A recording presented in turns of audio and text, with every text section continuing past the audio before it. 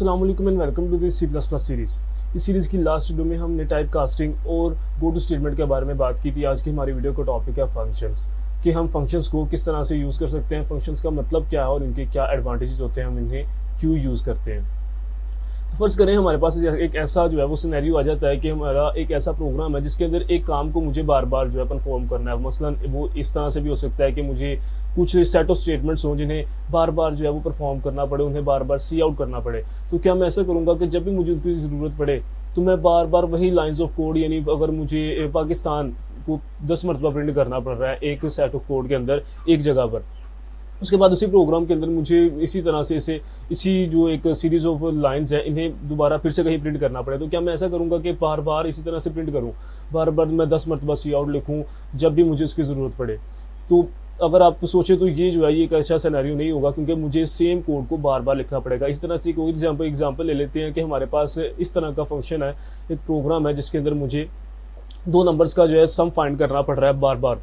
Different portions of the program के अंदर मुझे इसे जो है वो फाइंड करना पड़ता है। तो क्या मैं ऐसा करूंगा कि बार बार जब भी मुझे इसकी ज़रूरत पड़ेगी तो मैं इसके लिए सम के लिए एक नया वेरिएबल बनाऊंगा। इसी तरह से उसका जो सम होगा, हमारे दो वेरिएबल्स जो होंगे उनको लेकर उनकी वैल्यू को मैं सम के अंदर जो है वो स्टोर करवाऊँ, फिर उसे डिस्प्ले करवाऊँ। तो जाहिर सी बात है कि एक अच्छा सिनेरियो नहीं होगा। तो इस किस्म की कंडीशन से निपटने के लिए, इन प्रॉब्लम्स को सॉल्व करने के लिए हमारे पास जो है वो फंक्शन होता है। फंक्शन एक ऐसा ब्लॉक ऑफ कोड होता है जो कि उसी वक्त रन होता है जब उसे हम कॉल करते हैं, यानी जब भी हमें उसकी ज़रूरत पड़ेगी हम उससे उसका काम ले सकते हैं, लेकिन उसे लिखना सिर्फ एक मरतबा ही पड़ेगा। तो इस चीज़ को लिखने का हमारे पास एक सिंटैक्स होगा। तो हम एक फंक्शन को पैरामीटर्स भी पास कर सकते हैं। मसलन जो हमारे पास कोई एक स्टेटमेंट को प्रिंट करने वाला फंक्शन था, उसे कोई भी पैरामीटर्स या इनपुट वैल्यूज़ की ज़रूरत नहीं थी, हमें सिंपली उसे याद करना था, उसे कॉल करना था, तो उसने जो है वो अपना काम परफॉर्म करना था। लेकिन अगर कोई एक ऐसा फंक्शन हो जिसके लिए उसे कुछ वैल्यूज़ रिक्वायर्ड हो, यानी मुझे दो वैल्यूज़ को अगर सम करना है तो मुझे वो वैल्यूज़ जो है उस फंक्शन को देनी पड़ेंगी ताकि वो फंक्शन उन वैल्यूज़ के ऊपर अपना जो काम है उसे परफॉर्म कर सके। तो उन वैल्यूज़ को पैरामीटर्स कहते हैं जब हम उसे प्रोवाइड करते हैं। तो फंक्शन जो है वो डिफरेंट एक्शंस परफॉर्म करने के लिए हमारे पास यूज़ होते हैं, और ये रीयूजिंग कोड के लिए बहुत ज़्यादा इंपॉर्टेंट है। इसकी वजह मसलन इसका मतलब ये है कि मैंने एक मरतबा ही कोड को लिखा और बार बार मैं उसे यूज़ कर सकता हूँ। इससे क्या होगा कि हमारा जो कोड है वो कम से कम होगा, हम ज़्यादा से ज़्यादा जो अपना काम है उसे अचीव कर सकेंगे। एक मरतबा कोड लिखेंगे, उससे बार बार यूज़ करेंगे। एक अच्छा प्रोग्राम भी ऐसा ही होता है कि जिसके अंदर कम से कम लाइन्स को यूज़ किया गया और ज़्यादा से ज़्यादा फंक्शनैलिटी गेन की जाए। तो अब बात करते हैं कि फंक्शंस की टाइप्स कितनी होती है।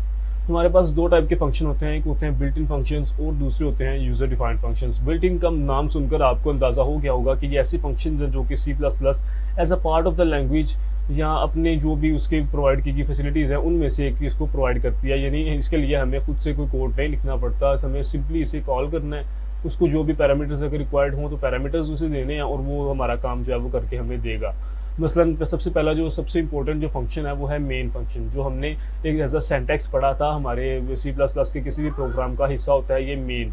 जब भी कोई प्रोग्राम एग्जीक्यूट किया जाता है तो वो मेन से स्टार्ट होता है, वहीं से स्टार्ट होकर बकाया जो एग्जीक्यूशन काम करती है। इसी तरह से साइज ऑफ फंक्शन, जिसके बारे में हमने अपने स्ट्रिंग वाली वीडियो के अंदर बात की थी, ये फंक्शन जो है इसके अंदर हमें एक स्ट्रिंग का जो कोई वेरिएबल हो या एक स्ट्रिंग हो, अगर हम उसको ये स्ट्रिंग प्रोवाइड करेंगे साइज ऑपरेटर के अंदर एज अ पैरामीटर, तो वो क्या करेगा कि उसकी लेंथ फाइंड करके हमें देगा। इसी तरह से बहुत से ऐसे फंक्शंस हैं जिनको हमने यूज़ किया था। हम मैथ के फंक्शंस भी हमने यूज़ किए थे, बिल्ट इन फंक्शंस, तो वो तमाम जो है वो बिल्ट इन फंक्शंस की एग्जांपल है। इसके बाद बात करते हैं यूजर डिफाइंड फंक्शंस की। तो ऐसे फंक्शंस जिन्हें एक प्रोग्रामर इटसेल्फ डिफाइन करता है उसे हम यूजर डिफाइंड फंक्शंस कहते हैं। मसलन अगर किसी चीज़ का सम फाइंड करना हो, किसी का मल्टीप्लिकेशन फाइंड करनी है, उसके अलावा और भी बहुत से सिनेरियोज हो सकते हैं, कुछ भी काम जो है उसे हम फंक्शन के अंदर जो है वो डाल सकते हैं। तो उस तरह की तमाम तरीके के जो भी काम होंगे उन्हें हम यूजर डिफाइंड फंक्शंस कहेंगे, ताकि मैं एक मरतबा कोड को लिख लूँ और दोबारा जब भी मुझे उसकी ज़रूरत पड़े उसके पैरामीटर्स वगैरह प्रोवाइड करके मैं उस चीज़ का जो है वो सोल्यूशन जो है निकाल सकूँ। तो एक फंक्शन को किस तरह से डिफाइन किया जाता है? तो जब भी हमें एक फंक्शन को डिफाइन करना है, यानी हमें ये बात बतानी है कि हमारा फंक्शन क्या काम करेगा, तो उस चीज़ को हम कहते हैं फंक्शन डेफिनेशन। अब फंक्शन डेफिनेशन को फंक्शन कॉल से रिलेट नहीं कर सकते आप, क्योंकि फंक्शन कॉल जो है वो अलग चीज़ है। यानी मुझे इसको डिफाइन करने के बाद उसे यूज़ करना है, तो यूज़ करना बाद की बात है, मैं पहले उसे डिफाइन कर दूंगा। और ये डेफिनेशन जो है ये कोई भी हमारे पास मेमोरी के अंदर कोई मेमोरी ऑक्यूपाई नहीं करेगी। तो पहले बात करते हैं कि इसका सिंटैक्स क्या होता है। जैसे जैसे हम वीडियो के अंदर आगे बढ़ेंगे आपके तमाम डाउट्स जो हैं वो क्लियर हो जाएंगे। तो अब देखते हैं इसका सिंटैक्स। सिंटैक्स इसका कुछ इस तरह से है कि हमें सबसे पहले उसकी एक रिटर्न टाइप लिखनी पड़ेगी। यानी अगर मैं इस फंक्शन के अंदर इस तरह से कोई एक ऐसे स्टेटमेंट लिखता हूँ कि रिटर्न 0, रिटर्न 1 या रिटर्न कोई एक वेरिएबल का नाम, तो अगर मैं इस तरह से कोई चीज़ रिटर्न करना चाहता हूँ अपने फंक्शन के ज़रिए, तो मुझे वॉइड नहीं लिखना, फिर मुझे उसी डेटा टाइप का जो है वो लिखना पड़ेगा। अगर मैं कोई इंट रिटर्न कर रहा हूँ तो मुझे यहाँ पर इंट लिखना पड़ेगा। अगर मैं कोई भी चीज़ रिटर्न नहीं कर रहा तो मुझे सिंपली यहाँ पर वॉइड लिख देना है। फंक्शन यानी माई फंक्शन यानी फंक्शन का नाम, उसके बाद ये हमारे पास जो इसे ब्रेसिस कहते हैं। इन ब्रेसिस के बाद इन करली ब्रेसिस के अंदर हमें वो कोड लिखना पड़ेगा जो कि इस फंक्शन को कॉल करने की सूरत में एग्जीक्यूट किया जाएगा। रिटर्न की अगर आपको अभी जो है वो कन्फ्यूजन है तो कोई बात नहीं, आपने सिंपली यहीं पर ये वॉइड इस्तेमाल करना है। जब हम रिटर्न वाला काम करेंगे तो आपको वो उस चीज़ की समझ आ जाएगी। तो सिंपली आपने यहाँ पर वॉइड लिखना है ताकि आप जो भी फंक्शन के अंदर सी आउट वगैरह करें तो वो उस हिसाब से हो सके कि इसके अंदर रिटर्न टाइप जो है वो वॉइड है। तो ये है इसका सिंटैक्स। तो जब भी हमने किसी फंक्शन को डिफाइन कर दिया कि उसका काम क्या है, मैंने उसके कोड को लिख दिया, तो जब भी मुझे उसकी ज़रूरत पड़ेगी तो फिर मुझे उसे कॉल करना पड़ेगा। इसके कॉल करने यानी इसको यूज़ करने का मतलब जो है उसे कॉलिंग अ फंक्शन कहते हैं। तो क्या किएगा, हमें पास जो सिंटैक्स है उसको देखते हैं कि हमारा सिंटैक्स कुछ इस तरह से है कि मुझे फंक्शन का नाम लिखना है और उसके बाद पैरेंथेसिस को लगाना है और उसके बाद एक सेमीकोलन। तो क्या होगा कि जब भी मैं इस स्टेटमेंट को लिखूंगा तो जो भी मैंने फंक्शनलिटी अपने फंक्शन को प्रोवाइड की थी वो एज इट इज़ परफॉर्म हो जाएगी, मुझे दोबारा फिर से उसे लिखना नहीं पड़ेगा। तो अगर कुछ इस तरह का फंक्शन हो जिसके अंदर हमें कोई वैल्यूज़ इनपुट करनी हो, जैसे सम का फंक्शन होता है, तो उस सूरत में जो वैल्यूज़ हमें इनपुट करनी है वो भी हमें इन्हीं पैरेंथेसिस के अंदर लिखनी पड़ेंगी। अगर एक वैल्यू है तो एज इट इज़ लिख देंगे, अगर एक या एक से ज़्यादा वैल्यूज़ है, 2 या 2 से ज़्यादा वैल्यूज़ हैं, तो उनके दरमियान कॉमा लिख के तरतीब के साथ उन वैल्यूज़ को लिखना पड़ेगा। तो वो वैल्यूज़ एज अ पैरामीटर जो है वो फंक्शन को पास हो जाएंगे और फंक्शन उनके ऊपर अपना काम परफॉर्म कर सकेगा। तो ये तो था एक ओवरव्यू। अब जो है इसको प्रैक्टिकली इम्प्लीमेंट करके देखते हैं। फर्स्ट के लिए हमारे पास एक ऐसा फंक्शन है जिसका नाम मैंने माई फंक्शन रखा, उसे कोई एक टेक्स्ट जो है वो प्रिंट करना है और जब भी मैं उसे कॉल करूँ वो उस चीज़ को जो है मेरे सामने प्रिंट करे। तो अब चलते हैं VS कोड के अंदर और अपना कोडिंग का काम जो है वो स्टार्ट करते हैं। ये हमारी 18th वीडियो है, तो मैं बॉयलर प्लेट कोड लगाऊंगा और अब सबसे पहले एक फंक्शन को यहाँ पर डिफाइन करते हैं। फंक्शन को डिफाइन करने के लिए हमारे पास जो मेन जगह होती है कि हम कहाँ पर किस प्रोग्राम के किस पार्ट के अंदर फंक्शन को डिफाइन करेंगे, तो यूजिंग नेम स्पेस एसटीडी के बाद और मेन फंक्शन से पहले हम किसी भी फंक्शन को डिफाइन कर सकते हैं। तो हमें सबसे पहले रिटर्न टाइप लिखनी है यानी वॉइड। आप फंक्शन का कोई भी नाम रख सकते हैं, अब मेरी मर्जी है कि मैं कोई नाम रखूँ, इट डिपेंड्स। तो यहाँ पर करली ब्रेसिस के अंदर मुझे उस फंक्शन का काम लिखना है कि ये फंक्शन क्या करेगा। तो मैं यहाँ पर लिख देता हूँ हेलो वर्ल्ड, यानी जब भी मैं इस फंक्शन को कॉल करूँगा तो ये हेलो वर्ल्ड प्रिंट करेगा। ये एक सिंपल सी डेफिनेशन थी, यानी एक सिंपल सा एक फंक्शन था, लेकिन इसके अलावा जो कॉम्प्लेक्स फंक्शन है वो भी हम आगे जाकर करेंगे।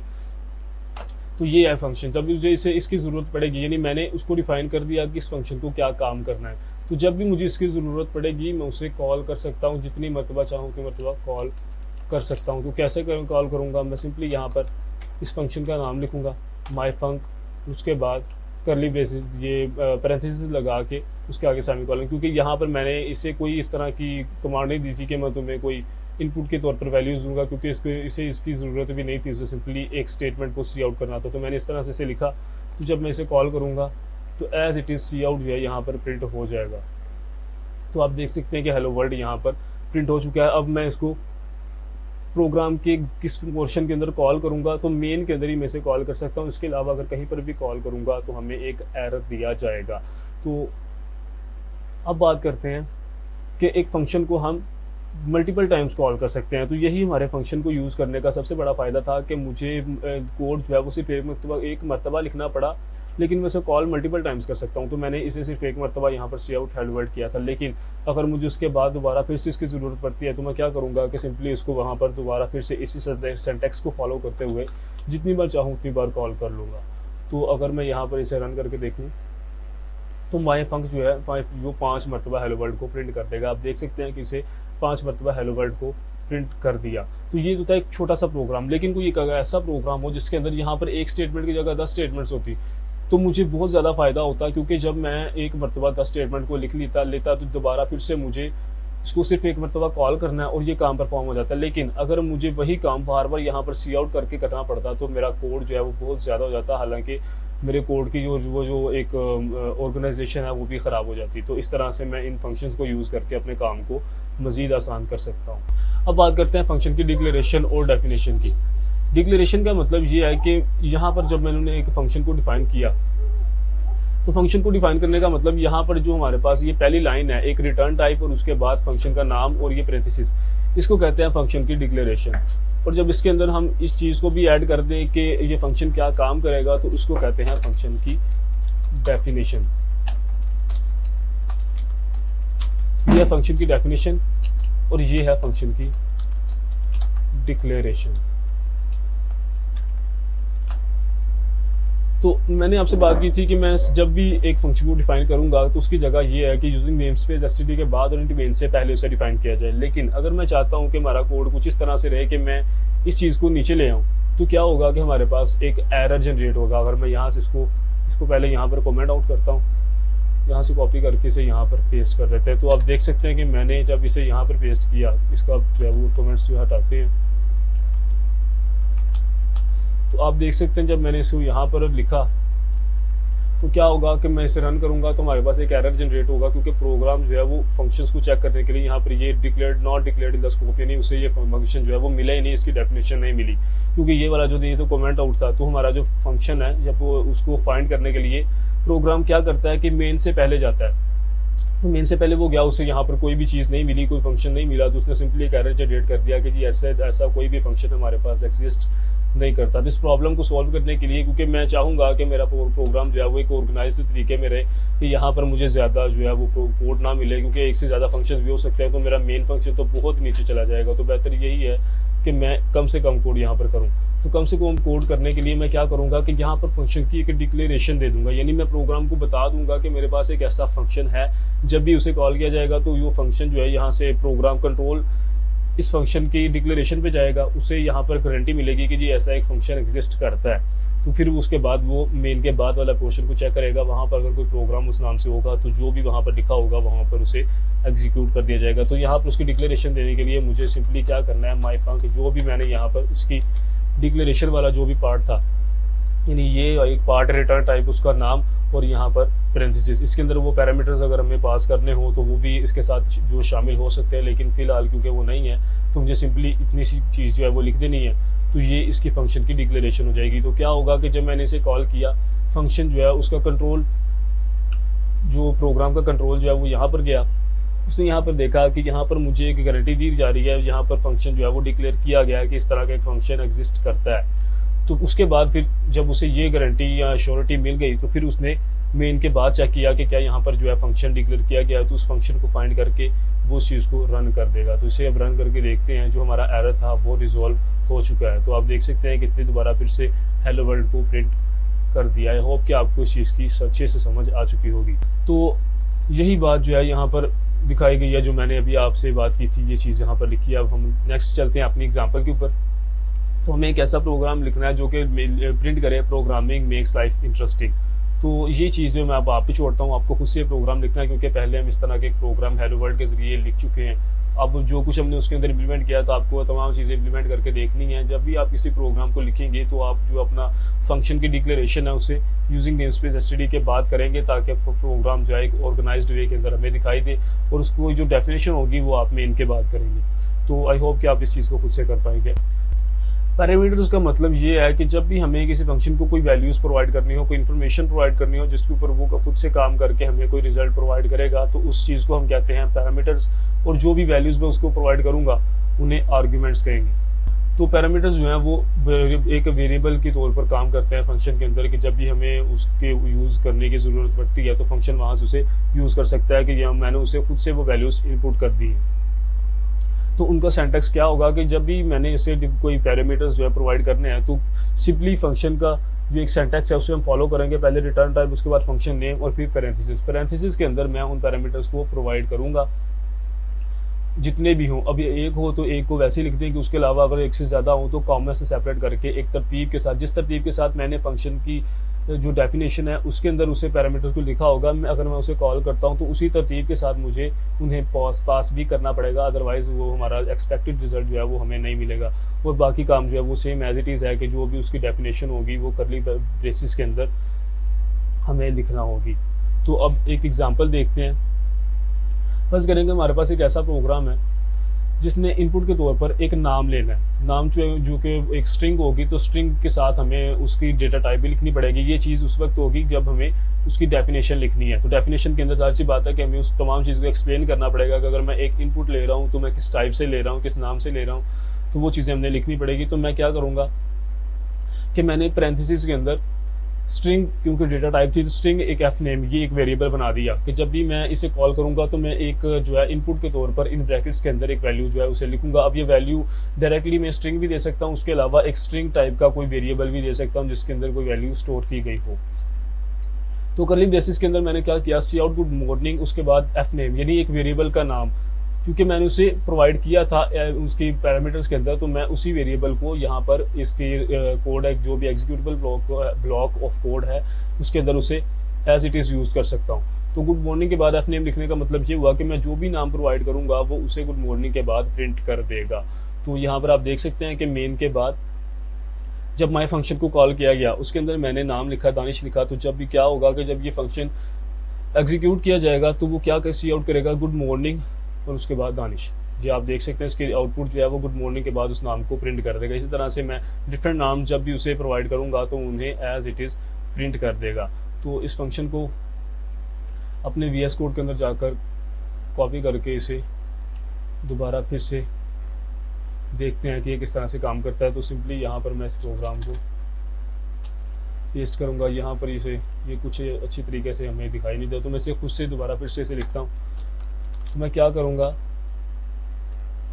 प्रिंट नेम के नाम से एक फंक्शन जो है उसे यहाँ पर डिक्लेयर करता हूँ, क्योंकि मुझे इसके अंदर पैरामीटर्स जो है प्रोवाइड करने हैं, तो पैरामीटर्स किस नाम से प्रोवाइड करना पड़ेंगे। मैं यहाँ पर लिख देता हूँ स्ट्रिंग नेम जो है ये हमारे पास एक ऐसा वेरिएबल है जो कि हमारा जो भी काम है उसे करेगा। तो यहाँ पर इसने एरर दिया है, अभी वो रिजॉल्व हो चुका है, शायद वैसे किसी कन्फ्यूजन की वजह से हो गया था, लेकिन अब मुझे इस फंक्शन को चूँकि मैंने उसे डिक्लेयर किया है तो उसे डिफ़ाइन भी करना पड़ेगा, अदरवाइज़ हमें उस फंक्शन के कॉलिंग का जो है कोई फ़ायदा नहीं होगा। तो मैं क्या करूँगा कि यहाँ पर जब मैंने उसे डिफ़ाइन करना है तो एज इट इज़ वही सिंटैक्स जो है मैं फॉलो करूँगा। तो यहाँ पर ब्रैकेट्स लगाकर अब इसके अंदर हमें डिफ़ाइन करना है कि वो फंक्शन क्या काम करेगा। तो सी आउट गुड मॉर्निंग और यहाँ पर नेम, जैसे कि हम अपने दूसरे वेरिएबल्स को यूज़ करते थे एज इट इज़ मैं यहाँ पर वेरिएबल्स को यूज़ कर सकूँगा। लेकिन ये जो वेरिएबल्स हैं जो मैंने इसके अंदर इसे पैरामीटर के तौर पर प्रोवाइड किए हैं उन्हें आप फंक्शन के या उस प्रोग्राम के बाहर जो यूज़ नहीं कर सकते। यानी इस फंक्शन के बाहर अगर मैं नेम को कॉल करने की कोशिश करूँगा या नेम को यूज़ करने की कोशिश करूँगा तो मुझे एक एरर देगा, क्योंकि इस फंक्शन के अंदर ही इस वेरिएबल का स्कोप है, ये इससे बाहर अपना काम जो है वो परफॉर्म नहीं कर सकता। तो अब इस फंक्शन को कॉल करके देखते हैं। पहले ये वाला जो फंक्शन है ये वाली चीज़ों को मैं कमेंट आउट करता हूँ। डेफिनेशन को कमेंट आउट करने की ज़रूरत नहीं है, क्योंकि डेफिनेशन का कोई ये जो इस बात से नहीं है कि ये मेमोरी जो है ऑक्यूपाई करेगी कि नहीं। जब तक हम फंक्शन को कॉल नहीं करते तब तक वो अपनी वैल्यू जो है उन्हें मेमोरी के अंदर स्टोर नहीं कर सकता। तो कितनी भी डेफिनेशन लिखी गई हों इससे कोई फ़र्क नहीं पड़ता कि हमने जब तक उसे कॉल नहीं किया वो अपना काम परफॉर्म नहीं करेगा, तो वो कोई भी मेमोरी भी जो है वो स्पेसिफाई उसके लिए नहीं की जाएगी। इसलिए आप इस तरह से डेफिनेशंस को लिखा भी रहने देंगे तो कोई प्रॉब्लम नहीं है। तो अब मैं इस फंक्शन को कॉल करता हूँ।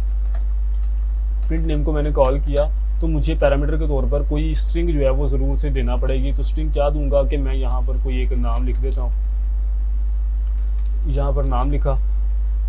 तो इस तरह से मैं इस फंक्शन को कॉल करूँगा। अब ये नाम भी हो सकता है, ये इस तरह का वेरिएबल भी हो सकता है जिसके अंदर किसी स्ट्रिंग को स्टोर किया गया हो। तो अब कोई भी स्ट्रिंग जो है लिखेंगे तो उसके बाद गुड मॉर्निंग के बाद उस वेरिएबल को प्रिंट कर दिया जाएगा। तो यहाँ पर एक स्पेस अगर हम यहाँ पर लगा दें तो दोबारा फिर से अगर हम रन करेंगे तो इस तरह से वो गुड मॉर्निंग के बाद वेरिएबल के नाम को रन कर देगा। आई होप कि आप इस चीज़ को समझ चुके होंगे कि हम किस तरह से पैरामीटर्स को प्रोवाइड करेंगे। अब बात करते हैं C++ के अंदर डिफ़ॉल्ट पैरामीटर्स की।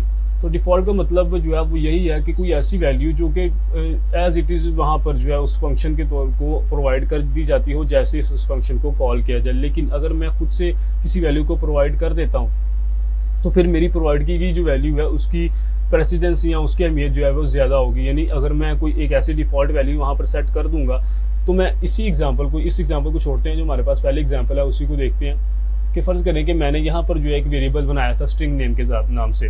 तो यहाँ पर मैंने कोई भी उसकी वैल्यू स्पेसिफाई नहीं की थी। तो क्या होगा कि अगर मैं इस फंक्शन के अंदर जब मैं उसे कॉल कर रहा हूँ, यहाँ पर इसके कॉलिंग वाले मेथड को देखते हैं। तो यहाँ पर फर्ज करें कि मैं उसे कॉल करता हूँ, प्रिंट नेम को कॉल करता हूँ, लेकिन यहाँ पर कोई भी वैल्यू जो है वहाँ पर पैरामीटर के तौर पर प्रोवाइड नहीं करता। तो पहली बात तो ये कि मुझे यहाँ पर एक एरर जो है वो मिलेगा, too few arguments in function call, यानी मेरे पास इसके अंदर 2 आर्गूमेंट्स मुझे या एक आर्गूमेंट लाजमी देना था, एक पैरामीटर जो है वो लाजमी देना था। पैरामीटर कहते हैं जब यहाँ पर इस चीज़ को हम कॉलिंग के अंदर या फंक्शन की डेफिनेशन के अंदर यूज़ कर रहे हैं, इसे पैरामीटर्स कहते हैं। लेकिन जब यहाँ पर हम कोई भी वैल्यू प्रोवाइड करते हैं तो उस चीज़ को हम आर्गूमेंट्स कहते हैं। तो मुझे यहाँ पर कोई ना कोई आर्गूमेंट्स देने पड़ेंगे। लेकिन अगर मैं इसके अंदर इस वेरिएबल के अंदर कोई एक ऐसी वैल्यू स्पेसिफाई कर देता हूँ, यानी मैं यहाँ पर अपना नाम ही यहाँ पर स्पेसिफाई कर देता हूँ, तो अगर मैं यहाँ पर अपना नाम लिखता हूँ तो इसका मतलब ये हुआ कि मैंने इसकी एक डिफ़ॉल्ट वैल्यू सेट कर दी कि अगर तो मैं इसकी पैरामीटर्स के तौर पर कोई एक नाम या कोई एक स्ट्रिंग प्रोवाइड करता हूँ तो फिर तो उसी को रन करूँ। लेकिन अगर मैं वो नाम या वैल्यू जो कोई भी प्रोवाइड नहीं करता, सिंपली मैं करली ब्रेसेस या जो भी पैरेंथेसिस हैं वहाँ पर लगा देता हूँ, मैं कोई भी वैल्यू इनपुट नहीं करता, तो फिर ये डिफ़ॉल्ट वैल्यू रन होगी, यानी ऑटोमेटिकली उस फंक्शन की कॉल के अंदर ये जो वैल्यू है ये उसे वहाँ पर ट्रांसफ़र कर दिया जाएगा। तो यही जो एरर हमारे पास पहले आ रहा था कि मैंने पैरेंथेसिस के अंदर कोई भी वैल्यू प्रोवाइड नहीं की थी, अब वो एरर जो है वो रिजॉल्व हो जाएगा, क्योंकि उसके पास एक ऐसी वैल्यू है जिसे वो उस सूरत में यूज़ कर सकता है कि जब मैंने कोई भी वैल्यूज़ अपने पास से प्रोवाइड नहीं की। तो अब इस फंक्शन को रन करके देखते हैं, जो कि हमने यहाँ पर एक डिफ़ॉल्ट जो है वो हमारे पास जो आर्गूमेंट्स थे हमने प्रोवाइड कर दिए हैं। तो जब क्या होगा कि जब मैं इसे यहाँ पर कॉल करूँगा तो मुझे एक आर्गूमेंट देने की ज़रूरत नहीं पड़ेगी। लेकिन अगर मैं यहाँ पर कोई आर्गूमेंट दे देता हूँ, यानी मैंने इसकी पहली वाली लाइन में आर्गूमेंट्स दिए हैं, तो जो हमारी डिफ़ॉल्ट वाली जो वैल्यू थी वो ओवरराइट हो जाएगी। यहाँ पर मैं कोई और वैल्यू देकर देखता हूँ, यहाँ पर मैं आतिफ लिखता हूँ, तो क्या होगा कि इस फंक्शन की जब मैंने कॉल की तो ये जो हमारी डिफ़ॉल्ट वैल्यू थी वो ओवरराइट हो जाएगी और यहाँ पर मैंने जो भी आर्गूमेंट दिए हैं वो एज इट इज़ जो है वो प्रिंट कर दिए जाएंगे फंक्शन की कॉल के अंदर। लेकिन अगर मैं यहाँ पर कोई भी आर्गूमेंट्स नहीं देता तो जो डिफ़ॉल्ट वैल्यू उसे प्रिंट कर दिया जाएगा। अब इसे रन करके देखते हैं तो हमारे पास ये कुछ एरर्स आ रहे हैं। इस एरर का देखते हैं इसका क्या सोल्यूशन है। तो इस एरर का सोल्यूशन ये था कि मुझे ये जो डिफ़ॉल्ट वैल्यू प्रोवाइड करनी है ये यहाँ पर नहीं प्रोवाइड करनी, क्योंकि मैंने इसे पहले ऊपर फंक्शन को डिक्लेयर किया था। तो मुझे इन जो भी हमारे पास डिफ़ॉल्ट वैल्यूज़ थी उन्हें इस डिक्लेरेशन के अंदर प्रोवाइड करना है, ना कि यहाँ पर। लेकिन अगर मैं इसी चीज़ को ऊपर ले जाता, यानी मैंने इसकी डिक्लेरेशन ना की होती, तो फिर मुझे इसके साथ ही इस डेफिनेशन के साथ ही जो डिफ़ॉल्ट आर्गूमेंट्स हैं उन्हें प्रोवाइड करना पड़ता। लेकिन इस केस में मुझे डिक्लेरेशन के अंदर वो डिफ़ॉल्ट आर्गूमेंट्स प्रोवाइड करना पड़ेंगे। तो अब इस फंक्शन को अगर मैं कॉल करूँगा तो ये अपने काम को अच्छे से परफॉर्म करेगा, यानी पहले उसने गुड मॉर्निंग आतिफ और गुड मॉर्निंग दानिश, दोनों की चीज़ों को उसने प्रिंट कर दिया। आप आई होप कि आपको इस चीज़ की समझ आ चुकी होगी कि हम डिफ़ॉल्ट आर्गूमेंट्स को या डिफ़ॉल्ट पैरामीटर्स को किस तरह से यूज़ कर सकते हैं। तो अब बात करते हैं फंक्शन के लिए मल्टीपल पैरामीटर्स की। तो मैंने आपको बताया था कि हम मल्टीपल पैरामीटर्स भी एक फंक्शन के अंदर यूज़ कर सकते हैं अगर हमें मल्टीपल वैल्यूज़ को इनपुट करवाने की ज़रूरत हो। तो उस सूरत में अब इसको हमारे वाले पहले जो प्रोग्राम है उसी को यहाँ पर मॉडिफाई करके देखते हैं कि हम मल्टीपल पैरामीटर्स को किस तरह से यूज़ कर सकते हैं। तो चूँकि मैंने इसकी एक डिक्लेरेशन अपने प्रोग्राम के अंदर पहले इसे दी थी, तो मुझे यहाँ पर ही सबसे पहले यहाँ पर इसको डिफाइन करना पड़ेगा कि मैं मल्टीपल पैरामीटर्स को यूज़ करना चाहता हूँ। तो मैं एक और नया वेरिएबल बनाता हूँ ग्रीटिंग्स के नाम से। तो मैं यहाँ पर अगर ग्रीटिंग्स बनाया तो मुझे इसकी डेफिनेशन के अंदर भी ग्रीटिंग्स को लिखना पड़ेगा, स्ट्रिंग ग्रीटिंग्स। तो मैं क्या करूँगा कि अब एक और चीज़ जो हमारे पास कंफ्यूजिंग हो सकती है वो ये है कि अगर मुझे यहाँ डिफ़ॉल्ट वैल्यूज़ प्रोवाइड करनी है तो मुझे दूसरे वेरिएबल को भी डिफ़ॉल्ट वैल्यूज़ ज़रूर प्रोवाइड करनी है, अदरवाइज़ ये हमारे लिए एक एरर आएगा। लेकिन अगर मैं दोनों को कोई भी वैल्यू प्रोवाइड नहीं करता तो फिर भी हमारा काम जो है वो बिल्कुल ठीक होगा, फिर भी कोई एरर जो है हमें देखने को नहीं मिलेगा। तो इसकी डेफिनेशन के अंदर भी इसे यूज़ करते हैं। तो हेलो नेम, उसके बाद ग्रीटिंग्स। तो क्या होगा कि जब भी मैं इसे कॉल करूंगा तो मुझे दोनों जो भी वैल्यूज़ हैं उन्हें प्रोवाइड करना पड़ेगा। अगर मैं यहाँ पर एक वैल्यू प्रोवाइड करता हूँ तो वो इसे यही समझेगा कि जो पहले वाले जो हमारे पास वेरिएबल है ये इसे ओवरराइड करने की कोशिश की गई है, तो वो एज इट इज़ ये वाले नेम को ओवरराइड करके जो नया नेम यूज़ किया होगा उसके हिसाब से उसे प्रिंट जो है वो कर देगा। लेकिन अगर मैं ऐसा करता हूँ कि मैं यहाँ पर कोई भी वैल्यू प्रोवाइड नहीं करता तो चूँकि मैंने इसके अंदर डिफ़ॉल्ट वैल्यूज़ दे दी हैं तो वो उन्हीं को यूज़ कर लेगा अपने काम को परफॉर्म करने के लिए। तो आप देख सकते हैं कि जब भी मैं इसे रन करूँगा यहाँ पर मैं हाउ से पहले एक स्पेस दे देता हूँ और यहाँ पर भी हमें एक स्पेस देना पड़ेगी ताकि जब हम इसे प्रिंट करें तो ग्रीटिंग्स से पहले जो है एक स्पेस हमें दिखाई दे। तो यहाँ वाली स्पेस जो है इसे निकाल लेता हूँ ग्रीटिंग्स के अंदर, क्योंकि मैंने एक स्पेस जो है वो ऐड कर दी है। तो क्या होगा कि पहली बार मैंने गुड मॉर्निंग आतिफ और उसके बाद हाउ आर यू, और दूसरी बार में चूँकि मैंने कोई भी पैरामीटर मैंने प्रोवाइड नहीं किया था तो उसने as it is good morning Danish how are you print कर दिया, और उसके बाद दोबारा फिर से वही काम हुआ जो आतिफ वाले फेस के अंदर हुआ था। और अगर मैं चाहूँ कि मैं दोनों वैल्यूज़ को ओवरराइड करूँ तो प्रिंट नेम लिखकर मुझे यहाँ पर कोई एक नाम प्रोवाइड करना पड़ेगा। मैं 7 नाम यहाँ पर प्रोवाइड करता हूँ। और उसके बाद दूसरी जगह पर भी मैं एक नया ग्रीटिंग को लिखता हूँ व्हाट्सएप। तो अगर मैं इस सूरत में इस तरह से काम करूंगा तो हमारी जो दोनों वैल्यूज़ हैं जो मैंने डिफ़ॉल्ट यहाँ पर दी थी वो दोनों ओवरराइट हो जाएंगी, और इस हिसाब से जो मैंने अभी यहाँ पर कोड लिखा है उस हिसाब से हमारी जो ग्रीटिंग्स है वो प्रिंट होंगी। तो गुड मॉर्निंग 7 व्हाट्सएप। तो अब मुझे उम्मीद है कि आपको इस चीज़ की समझ आ चुकी होगी कि हम मल्टीपल पैरामीटर्स को किस तरह से यूज़ कर सकते हैं। अब देखते हैं C++ के अंदर रिटर्न कीवर्ड। तो रिटर्न की हमने बात की थी कि एक फंक्शन जो है वो कोई एक वैल्यू रिटर्न कर सकता है। तो रिटर्न का मतलब ये है कि जब भी मैं एक इस तरह के फंक्शन की बात करूं जो जिससे की मदद से मैं एक वैल्यू खुद से गेट कर रहा हूं, यानी मैं अगर एक सम की वैल्यू बना रहा हूं किसी फंक्शन की सूरत में, उसे यूज़ करके किसी चीज़ का सम फाइंड कर रहा हूं, तो जाहिर सी बात है कि मुझे सम को यूज़ भी करना पड़ेगा। तो उसको जब हम रिटर्न करते हैं फंक्शन की वैल्यू को, तो उसे रिटर्न करने के लिए हम रिटर्न का फंक्शन जो है उसे यूज़ करते हैं। इसकी एक एग्जांपल लेते हैं। मैं एक नया फंक्शन यहाँ पर बनाता हूँ void sum के नाम से। void नहीं बल्कि मुझे यहाँ पर int sum लिखना पड़ेगा। तो इसके आर्गुमेंट्स के तौर पर हमें कौन कौन सी किस किस टाइप की वैल्यू चाहिए वो मुझे यहाँ पर डिक्लेयर करना पड़ेगा। तो इस फंक्शन की यहाँ पर डेफिनेशन करते हैं, int sum int x, और यहाँ पर चूँकि मैंने उसके ऊपर डिफाइन कर दिया था, अगर मैं यहाँ पर int साथ नाम भी लिखता तो भी कोई प्रॉब्लम नहीं थी, लेकिन मैं यहाँ पर int लिखूंगा। अब यहाँ पर मुझे इस फंक्शन को डिफाइन करना है कि ये फंक्शन क्या काम करेगा। तो मैं क्या करूँगा कि मैं सिंपली एक नया कीवर्ड बनाऊँगा या एक नया वेरिएबल बनाऊँगा int sum, और उसके बाद जैसा कि हम अपने सम को जो है फाइंड करते थे कि x + y, क्योंकि मुझे ऊपर अपने आर्गुमेंट्स के अंदर x और y प्रोवाइड किए गए हैं तो मैं उनको यहाँ पर एज इट इज़ यूज़ कर सकता हूँ। तो यहाँ पर अगर मैं लिखूँ रिटर्न सम, तो इसका मतलब ये है कि जब भी ये फंक्शन काम करेगा तो इस फंक्शन की वजह से हमें एक नई वैल्यू जो है वो मिलेगी जो कि सम वेरिएबल की सूरत में हम यूज़ कर सकते हैं। तो मैं इसको यहाँ पर यूज़ करके दिखाता हूँ आपको कि इसको किस तरह से यूज़ करना है। तो फर्ज करें कि मुझे 2 वैल्यूज़ का सम मालूम करना है, तो मैं क्या करूँगा कि यहाँ पर Cout sum 2, 3 and 4, अगर मैं इस तरह से इन वैल्यूज़ को प्रोवाइड करता हूं, तो चूंकि मैंने यहाँ पर रिटर्न सम लिखा था, तो अगर मैं रिटर्न सम की बात करूं तो मुझे वो एक इंटीजर की सूरत में मिलेगा। तो अगर वो इंटीजर है तो यहाँ पर रिटर्न टाइप के अंदर मुझे एक इंट लिखना पड़ेगा, उसी सूरत में हमारा प्रोग्राम जो है वो अच्छे से ठीक से काम करेगा। अदरवाइज अगर मैं यहाँ पर एक फ्लोट वेरिएबल जो है उसे रिटर्न कर रहा हूँ और यहाँ पर मैं रिटर्न टाइप के अंदर फ्लोट नहीं लिखता बल्कि इंट लिख देता हूँ, तो उस सूरत में मुझे एक एरर मिलेगा। तो अब इसको रन करके देखते हैं, तो हमारे पास जो सम है वो भी प्रिंट हो जाना चाहिए। तो सम हमारे पास 7 था, 4 और 3 का, तो वो यहाँ पर एज इट इज़ प्रिंट हो गया। लेकिन अब एक और चीज़ हो सकती है कि मैं यहाँ पर void किस तरह से यूज़ कर सकता हूँ। तो मैं एक और फंक्शन यहाँ पर यानी कि एक और फंक्शन लिखता हूँ, ये शायद इसी को हम कमेंट आउट करते हैं। यहाँ से कमेंट करके अगर मैं कुछ इस तरह से करूँ कि एक void लिखकर मैं चाहता हूं कि मैं इस तरह का फंक्शन लिखूं जो कुछ रिटर्न ना करता हो, तो यहाँ पर मैं इस तरह से भी कर सकता हूं कि मैं रिटर्न फंक्शन की जो भी हमारे पास रिटर्न वाली स्टेटमेंट थी उसे यूज़ नहीं करता, यहाँ पर सिंपली Cout कर देता हूं। तो उस सूरत में हमारा काम जो है वो भी बिल्कुल अच्छे से हो जाएगा। यहाँ पर कोई एरर आ रही है कि not overload functions distinguished by return type. तो यहाँ पर चूँकि मैंने इसको डिक्लेयर किया था तो मुझे एक मरतबा और एक फंक्शन डिफाइन करना पड़ेगा जिसके अंदर मैं इस पहले वाले फंक्शन को मैं यहाँ से कमेंट आउट करता हूँ और यहाँ पर इस फंक्शन की डिक्लेरेशन दोबारा से कर लेते हैं ताकि मुझे नीचे जो हमने फंक्शन डिफाइन किया है उसकी सूरत में कोई प्रॉब्लम ना आए। तो आप देख सकते हैं कि अब हमारा जो एरर है वो रिजॉल्व हो चुका है। यहाँ पर कोई एरर आ रहा है, इसे रन करके जब देखेंगे तो हमें पता चल जाएगा कि हमारे पास क्या एरर है। तो इसको दोबारा फिर से रन करके देखते हैं।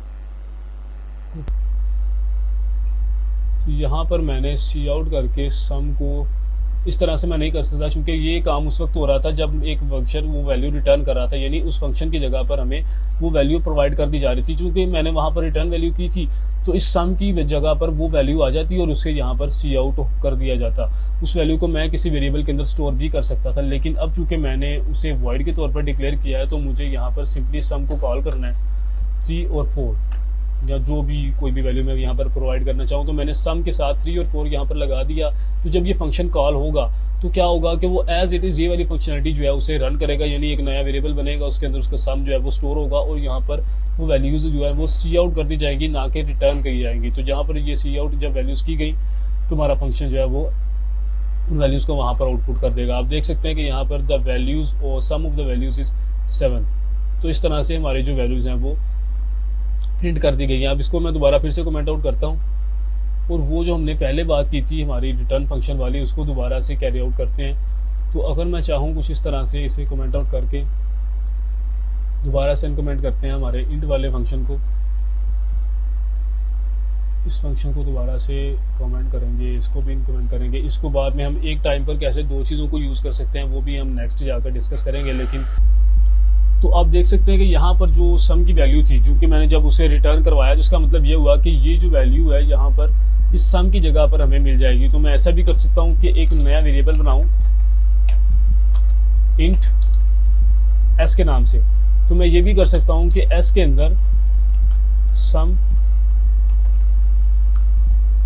3 और 4 या जो भी है उसे यहाँ पर लिख दूँ। तो क्या होगा कि ये फंक्शन जब यहाँ पर कॉल होगा उसकी एक जो आंसर आएगा, ये जो भी वैल्यू आएगी वो एस के अंदर स्टोर हो जाएगी, क्योंकि उसने उस वैल्यू को रिटर्न किया था। तो वैल्यू इसके अंदर आ गई एस के अंदर, और बाद में इसकी स्टेटमेंट की जगह मैं सी आउट एस भी अगर करूँगा तो हमें एज इट इज़ वही आंसर मिलेगा जो कि हमें पहले मिल गया था। तो मैं इसे दोबारा फिर से आपको रन करके दिखाता हूँ। तो गुड मॉर्निंग के बाद ये हमारे पास 7 जो है वो प्रिंट हो चुका है। आई होप कि आपको इस चीज़ की समझ आ चुकी होगी कि फंक्शन एक वैल्यू को किस तरह से रिटर्न करता है। तो हमारे पास ये एक एग्जांपल थी जो मैंने अभी आपको डिस्कस करके दिखाई है। अब आप इसको दोबारा फिर से खुद से प्रैक्टिस कर सकते हैं। और यहाँ पर लिखा हुआ है कि आप इसके भी रिजल्ट को किसी वैल्यू वेरिएबल के अंदर भी स्टोर कर सकते हैं। ये चीज़ भी मैं आपको बता चुका हूँ। कर लेते हैं एक इंपॉर्टेंट चीज़ की जिसके बारे में जानना आपका बहुत ज़्यादा ज़रूरी है। तो हम एक इस प्रोग्राम को देखते हैं। हमारे पास एक सैम्पल प्रोग्राम है, तो इसके अंदर हम समझ सकेंगे कि मैंने इसके अंदर एक ऐसा फंक्शन लिखा है जो कि 2 नंबर्स को ऐड करेगा। ठीक है, तो यहाँ पर मैंने सबसे पहले उसकी डिक्लेरेशन लिखी। डिक्लेरेशन के अंदर अगर हम यहाँ पर सिंपली उस डेटा टाइप की जो भी हमने पैरामीटर्स यूज़ करने हैं उनके सिर्फ टाइप भी लिख लें तो वो भी हमारे लिए बहुत होता है। ये भी कोई इतनी इसमें प्रॉब्लम नहीं है, आप इस तरह से भी कर सकते हैं। और उसके बाद आप देखेंगे कि मैंने जब किसी फंक्शन की डेफिनेशन लिखी तो उसके अंदर मैंने कौन से वेरिएबल्स को यूज़ किया, इंट ए और इंट बी। लेकिन जब मैंने अगर उस फंक्शन को यूज़ करने की कोशिश की तो वहाँ पर मैं अपनी वैल्यूज़ जो है सिंपली वो वैल्यूज़ भी दे सकता हूँ और उसके अलावा कोई और नेम के वेरिएबल्स भी यूज़ कर सकता हूँ। तो ये चीज़ आपके लिए कंफ्यूजिंग हो सकती है अगर आप बिगिनर हैं कि मैंने यहाँ पर तो ए और बी लिखा, तो क्या मुझे यहाँ पर भी ए और बी नहीं लिखना चाहिए। तो ये बात जो है ये इसको मैं यही बात आपको समझाना चाहता था कि ज़रूरी नहीं है कि यहाँ पर आप ए और बी लिखें। हमारी डेफिनेशन का मतलब सिर्फ इतना सा है कि मैं यहाँ पर 2 इंटीजर्स को यूज़ करूँगा और वो इंटीजर्स के नाम क्या होंगे इस बात से इस चीज़ का कोई भी लिंक नहीं है कि मैं वहाँ पर क्या नाम यूज़ करता हूँ। तो सिंपली इसका मतलब ये हुआ कि मैं अपनी डेफिनेशन के अंदर सिर्फ ये बता रहा हूँ कि मुझे 2 वेरिएबल्स चाहिए। अब वो ए नाम से हो सकते हैं, ए नाम, बी नाम, किसी भी नाम से हो सकते हैं। तो ये इंडिकेट करेगा कि यहाँ पर 2 वेरिएबल्स हैं। उसके बाद इसकी जब मैं इसे यूज़ करूँगा तो उसकी कॉल के अंदर मैं जो भी दूसरे किसी भी किस्म के कोई वेरिएबल्स लिख लूँ, यहाँ पर कोई कांस्टेंट को वैल्यूज़ लिख लूँ तो उसका इस चीज़ से लिंक नहीं होगा, बल्कि वो सिर्फ इतना सा हमें बताएगा कि मेरी डेफिनेशन कह रही थी कि यहाँ पर 2 वेरिएबल्स है तो मैं यहाँ पर कोई भी किसी भी नाम से वेरिएबल्स यूज़ कर सकता हूँ। तो ये हमारे पास जो पैरामीटर्स यहाँ पर हम प्रोवाइड करते हैं अपनी फंक्शन की कॉल के अंदर वो होते हैं एक्चुअल पैरामीटर्स, यानी जिनको एक्चुअली हम जो है अपने फंक्शन के लिए यूज़ कर रहे हैं, जिनकी वैल्यूज़ को हम यूज़ कर रहे हैं अपने फंक्शन की फंक्शनैलिटी को जो है वो प्रॉपर तरीके से परफॉर्म करने के लिए। लेकिन ये जो ए और बी हैं जो कि एक सिंबॉलिक हमारे पास पैरामीटर्स हैं उन्हें हम फॉर्मल पैरामीटर्स का नाम देते हैं। अब बात करते हैं पास बाय वैल्यू और पास बाय रेफरेंस की, यानी हम एक वेब फंक्शन को जब कोई पैरामीटर्स प्रोवाइड करते हैं तो हम किन तरीकों से उसे प्रोवाइड कर सकते हैं। अब तक हमने जो भी काम किया था वो हमने किया था पास बाय वैल्यू से, यानी मैंने यहाँ पर या तो वहाँ पर कोई कांस्टेंट वैल्यूज वहाँ पर प्रोवाइड कर दी या किसी वेरिएबल का जो है वो नाम वहाँ पर जो है उसे प्रोवाइड किया। तो उस सूरत में हमारा जो काम था वो पास बाय वैल्यू था। तो उसकी एक एग्जांपल हम देखते हैं कि मैंने यहाँ पर इंट सम और इंट यानी सम के नाम से जो एक फंक्शन बनाया उसके अंदर मैंने उसे आर्गुमेंट्स के तौर पर ये पास बाय वैल्यू को यूज़ किया। तो मैं कुछ इस तरह से भी कर सकता कि यहाँ पर मैं int a is equal to 10 और int y is equal to 20, इस तरह से मैं 2 वेरिएबल उसे प्रोवाइड करता। और उसके बाद क्योंकि यहाँ पर ये काम जो कुछ इस तरह से हो रहा है तो मैं यहाँ पर इसे एडिट करता हूँ, तो मैं इसे यहाँ पर a और b इस तरह से प्रोवाइड कर सकता था, यानी मैंने उसे 2 वेरिएबल्स जो हैं वो प्रोवाइड कर दिए। a के बाद मुझे यहाँ पर b लिखना तो मैं यहाँ पर इसी को एडिट करके बी लिख देता हूँ। तो मैं इस तरह से दो वेरिएबल्स जो मेरे पास एग्जिस्ट करते हैं मैं उन वेरिएबल्स को यहाँ पर प्रोवाइड कर सकता हूँ एज अ पैरामीटर। तो अगर मैं इस तरह से कुछ वेरिएबल्स को प्रोवाइड करता हूँ तो इसे हम पास बाय वैल्यू कहते हैं, क्योंकि एज इट इज़ वो वैल्यू जो है वहाँ पर कॉपी की जा रही है। तो इस तरह से भी हमारा जो आंसर है वो बिल्कुल ठीक आएगा, यानी मैं यहाँ पर वेरिएबल्स को यूज़ कर सकता हूँ। लेकिन अब जो पास बाय रेफरेंस की बात है तो आप देख सकते हैं कि जब मैंने यहाँ पर वैल्यूज प्रोवाइड की तो इस केस में क्या होगा कि ये एक्चुअल वैल्यूज जो है इनकी दोनों की कॉपी आएगी इस फंक्शन के अंदर, और उनके ऊपर जो भी काम परफॉर्म करना होगा वो परफॉर्म कर दिया जाएगा। लेकिन एक दूसरी चीज़ होती है पास बाय रेफरेंस। तो पास बाय रेफरेंस का मतलब ये है कि मैं इन वैल्यूज जो मैंने यहाँ पर वेरिएबल्स प्रोवाइड किए हैं इनका मैं एक एड्रेस पास कर दूँ, यानी मैं फंक्शन को वहाँ पर उसको कंट्रोल को ट्रांसफर कर दूँ कि जो भी काम करना है तुम्हें उस जगह पर जाकर करना है जहाँ पर ये फंक्शन के लिए जो मैंने वेरिएबल्स तुम्हें प्रोवाइड किए हैं जहाँ पर वो वेरिएबल्स एग्जिस्ट करते हैं। तो इसको मज़ीद समझने के लिए हमारे पास एक जो एल्गोरिदम होता है स्वैपिंग एल्गोरिदम, इसको समझते हैं कि फ़र्ज़ करें कि मैंने क्या किया है कि यहाँ पर इसकी डेफिनेशन के साथ एड्रेस को प्रोवाइड करने के लिए रेफरेंस को प्रोवाइड करने के लिए मैं क्या करूंगा कि यहाँ पर एक एम्परसेंड का सिंबल यूज़ करूंगा।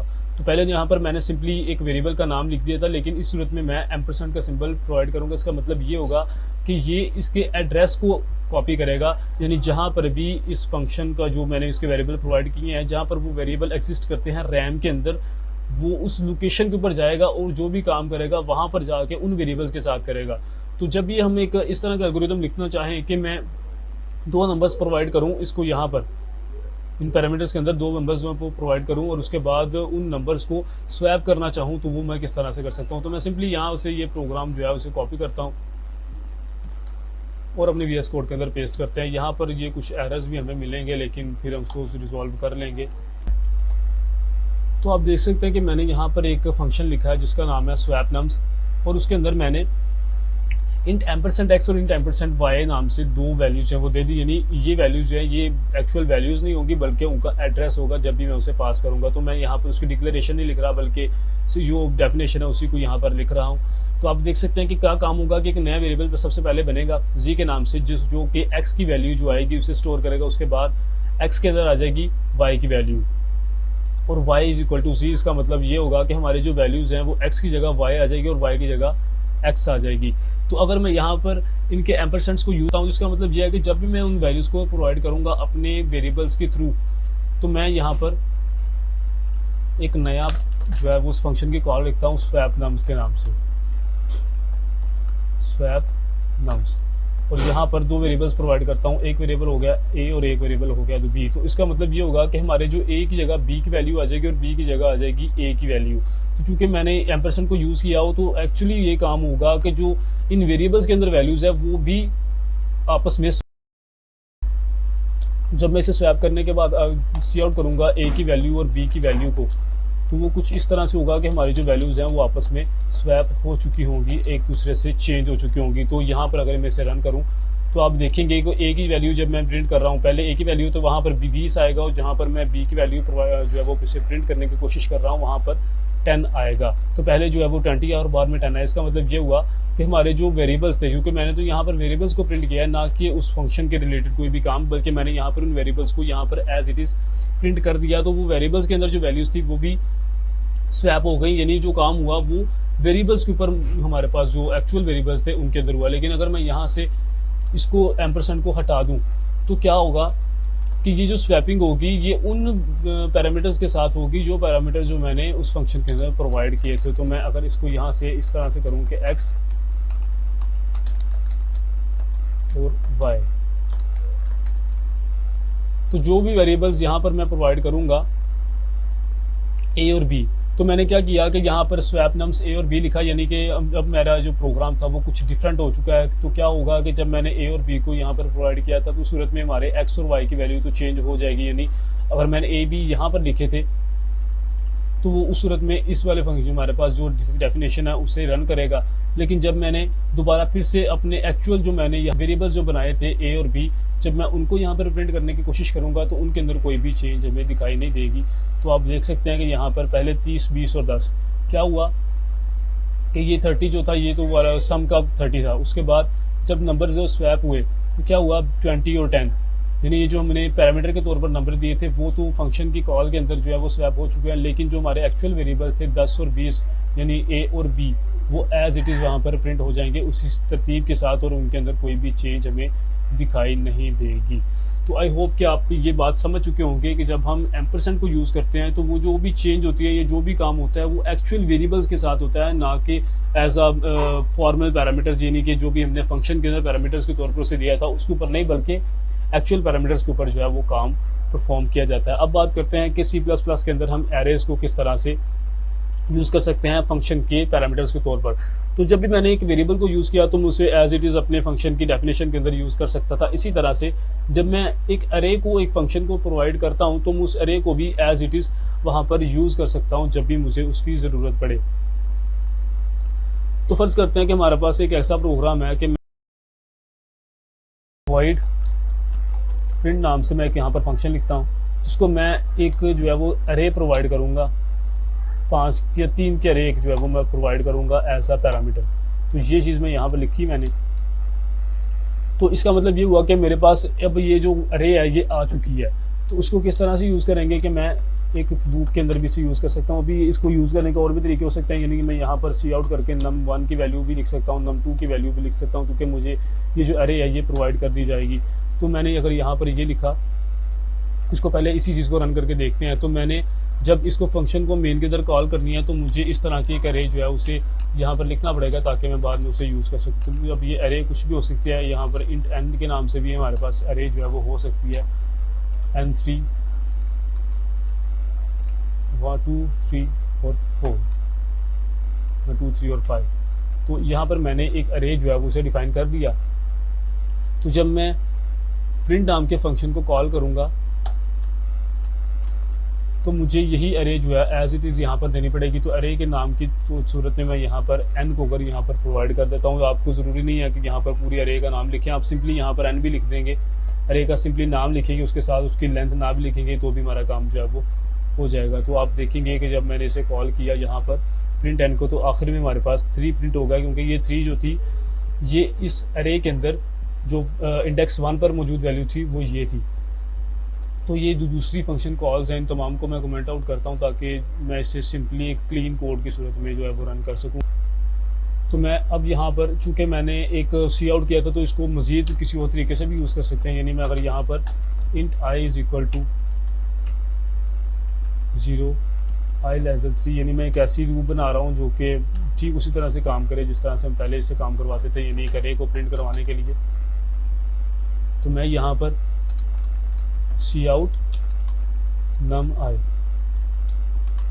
अगर मैं इस तरह से लिखता हूँ तो क्या होगा कि हमारी, क्योंकि मैंने अरे एक प्रोवाइड की थी तो उसी तरह से वो एज इट इज़ इस कोड को एग्जीक्यूट करते हुए जो इसके अंदर जितनी भी वैल्यूज़ हैं 1 2 और 3 उनको एज इट इज़ प्रिंट कर देगा। तो मैंने यहाँ पर नीचे फंक्शन को कॉल किया था और इसको एज अ पैरामीटर हमारी अरे प्रोवाइड की। तो जो मैंने इसको यहाँ पर कॉल किया तो 2 3 और 5 यानी ये जो वैल्यूज़ थी इसकी ब्रैकेट के अंदर 2 3 और 5 ये एज इट इज़ प्रिंट की जा चुकी हैं। तो आई होप कि आप इस चीज़ को समझ चुके होंगे कि हम किस तरह से एज अ पैरामीटर हमारी अरे को उनके फंक्शन के अंदर प्रोवाइड कर सकते हैं, जिसको हम बाद में अपने लूप्स के ज़रिए या किसी और तरीके से उसे यूज़ कर सकें। तो आज का हमारा जो वीडियो है वो यहाँ पर ख़त्म होती है। इसके नेक्स्ट जो टॉपिक्स हैं हम नेक्स्ट वीडियो के अंदर डिस्कस करेंगे। अभी अगर आपने इस प्लेलिस्ट को एक्सेस नहीं किया है तो मैं इसका लिंक जो है वो डिस्क्रिप्शन के अंदर आपको प्रोवाइड कर दूंगा। आप जल्दी से जल्दी उसे एक्सेस करें ताकि आप जो है वो इस सीरीज़ के साथ साथ चल सकें, इस सीरीज़ को कंप्लीट करके अपने तमाम C++ के कॉन्सेप्ट्स को क्लियर कर सकें। अगर आप इस चैनल पर नए हैं तो इस चैनल को सब्सक्राइब भी कर देना और वीडियो को लाइक करना, ताकि मेरी मोटिवेशन बनी रहे कि लोग मेरी वीडियोस को पसंद कर रहे हैं और मैं मज़ीद इस तरह की वीडियोस आपके लिए ला सकूं। तो मुझे उम्मीद है आप इस चैनल को सब सब्सक्राइब करेंगे और इसकी प्लेलिस्ट को भी एक्सेस करेंगे। अब मिलते हैं नेक्स्ट वीडियो में, तब